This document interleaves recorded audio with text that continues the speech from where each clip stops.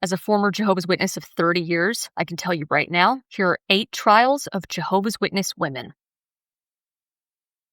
As is the case with a lot of religion and churches, women are just not equal to men in the Jehovah's Witnesses. They're not trying to be more. They're not trying to be less. They just want equal opportunity. Express their faith, but serve their congregation in a pastoral capacity in some sort of leadership role. They can give little demonstrations here and there, but they're not allowed to teach the congregation. And the craziest part, a lot of Jehovah's Witness men secretly agree. A lot of the Jehovah's Witness brothers are physically exhausted. They're tired of the gender expectations that are placed on them. Like, I've heard a lot of brothers over the years say that they would happily hand over their assignment or their responsibilities to a sister in the congregation. If they could take some of that weight off their shoulders. But women in the congregation, sisters in the congregation, have zero authority. And if it was between a 13-year-old boy and a 40-year-old sister addressing the group or addressing the congregation, the 40-year-old sister would be expected to submit to the kid, who, bless him, is still waiting for his body hair to come in. For all intents and purposes, Jehovah's Witness women are second-class citizens. All right, so I'm going to try to go in progression here. Single sisters have a really hard time in the organization for multiple reasons. Don't worry, I'm going to get to married women in a second. But single sisters face 2 challenges. 1, you're not allowed to have premarital sex, but the organization isn't exactly swarming with single eligible bachelors. People get married very young. All right, so unless you find someone that you're compatible with, operative word, compatible, at 19 or 20, if you're still single at 25, you're like this weird spinster. It's ridiculous. Now, the other side of the coin, because I know somebody out there is going to, they might say, I was never a Jehovah's Witness, but, I'm still having a hard time finding somebody. It's rough out here, sis. I'm not going to glorify the other side. Oh, just go do whatever you want, go crazy. But it's different for you. If this describes you, you already had your fun. No shade. But now that you're older and a little bit more mature, and now you're ready to settle down at 36 years old, that single Jehovah's Witness sister, she kept her pants zipped the whole time. And she's only allowed to fish from this very small pond or this very small pool of brothers. All right. So you two are not the same. You have to understand the culture. You guys are from different planets. Okay. And then the second part to this, or the second challenge, is that you have these single sisters, and this applies to brothers too. Brothers get told this too. So single men are not excluded from this. But, single sisters are told, oh, you're lonely, you're sad, you can't find someone.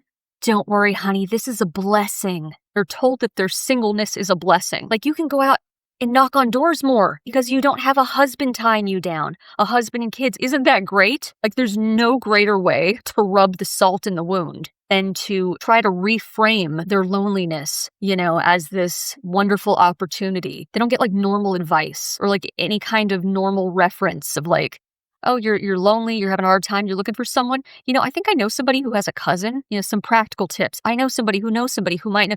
Or have you checked out this congregation or maybe traveled and visited different congregations? That's discouraged. Or, what about a mixer? For all the single Jehovah's Witnesses, you're not allowed to date worldly people. How about we all get them together, then get to know each other? Nope.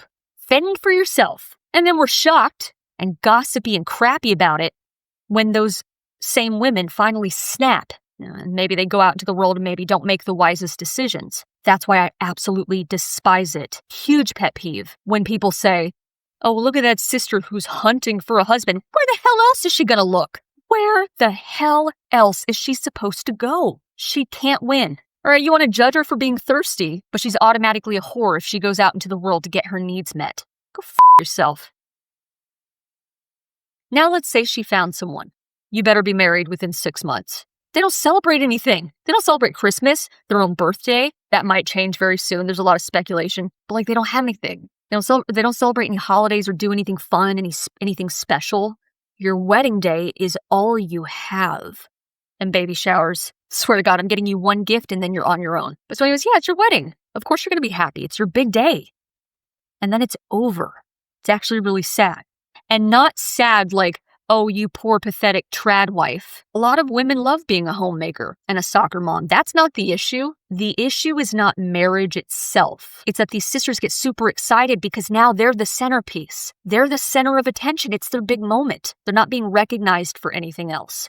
So think about it. Now that you're standing in this big, beautiful dress in front of everybody, it's your big moment. You may laugh at it, but they're gushing because finally they feel like they're not invisible. They're between a rock and a hard place. You can't test drive the car before you buy it. Competition is high to snag a brother. So basically what happens is they race to hit this milestone, without fully understanding or digesting what they're getting themselves into. They're not always doing it for the right reasons. And then their big moment is over. The wedding day is over. She feels deflated. She's bored. Back to business as usual at the Kingdom Hall. You know what this marriage needs? Let me be clear. A lot of sisters do want kids. Like, it's part of their plan. They really want to be mothers. Some women are just born to be mothers. And a lot of sisters do it to fix their marriage. So you see, it's not really about the kid. It's about her. She got married too young because she didn't want to miss the train. It didn't fulfill her, and now she's craving that attention again. It didn't fill that void. And so now she has kids to fill the void. Again, there are women who actually are good mothers who want to have kids, and that's fine. I'm not referring to those women. But for some of these sisters, man, it's just this vicious, frustrating cycle of emptiness. Like, is this it? What else can I do with my life besides this routine, this drudgery of meetings and service, going and knocking on doors? I feel bad for them. I grew up in the organization too. It's a rigged system. And also it depends on the sister. Like, some sisters are just super narcissistic and insane. So I'm not saying she's automatically this angel, but it's just a fact that there's no upward mobility for sisters. It's marriage and babies, and that's it. Not because she had a full life on the outside and then settled down. This is all she knows. It's like she's going from child, I often say womb to wedding. She didn't get a chance to flesh out her life and figure out who she is. She went from her father's home into her husband's home. And again, if that's what you want to be ballerina farm, cool. Leave the woman alone. Don't be jealous that you're broke and don't have fresh buttermilk. So if that's what you want, cool. But in the Jehovah's Witnesses, those are the only two options. That's the difference. All right, next up. Okay, elders' wives. They get so much hate. Insiders call them elderettes. I've known elders' wives over the years who are cool. They're pretty chill. But yeah, a lot of them are a nightmare. A lot of elders' wives are crappy, judgmental, annoying. Their lives were stolen. All right? They're made of polyester, Elizabeth Arden, and broken dreams. They couldn't go to college. They spent their whole lives raising their kids, subjugating their own wants and desires. They didn't get to have the career they wanted, the hobbies they wanted. They had to support their husband, their elder husband, no matter how much of a jackass he was. She has no power, even though she's up there married to an elder. She has no power or authority. And then she doesn't feel like she has any identity that she can be proud of. All right, so anytime they act high and mighty and you want to punch them in the face, I get it, but you're looking at a broken woman. Okay, Jehovah's Witness women are a massive source of free labor for the organization.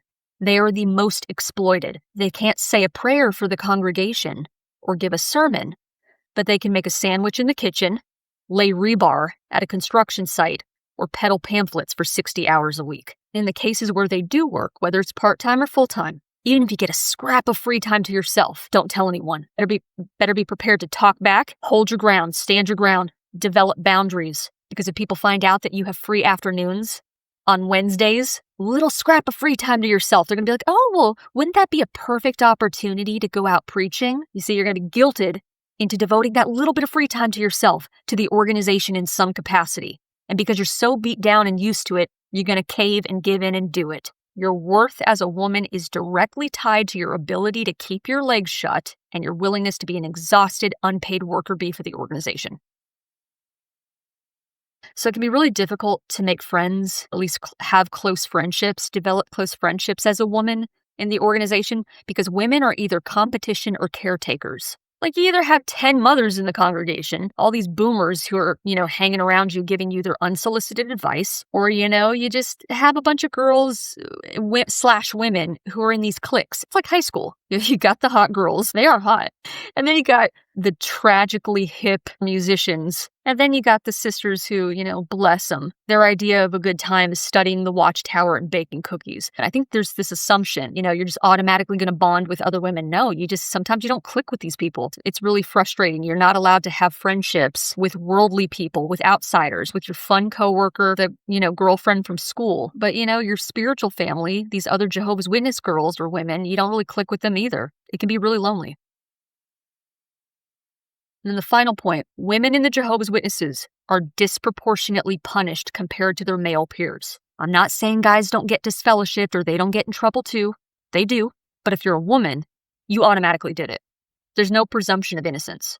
A couple fornicates, the guy gets off in more ways than one. Women are called liars. What were you wearing? If your husband hit you, what did you say to make him hit you? Women have historically been coerced into staying with their abusive husband. If he's an elder, forget it. They're automatically going to take his word over hers. And if a woman isn't disfellowshipped, meaning she's not kicked out of the congregation, it's because she threatened to off herself, or there's some sort of congregation politics going on, and maybe her daddy has clout and daddy pulled some strings. Otherwise, burn the witch. And the craziest part, yeah, men are the ones doing the punishing, but a lot of the judgment is coming from other women.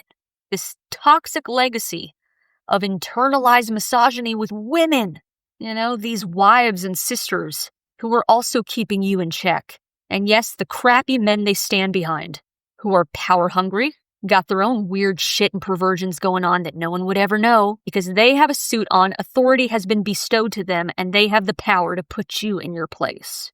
So there you go. 8 trials of Jehovah's Witness women from someone who's been there and remembers. Thank you so much for watching. If you like this type of content, go ahead and hit that like and subscribe button, and I will see you in the next video.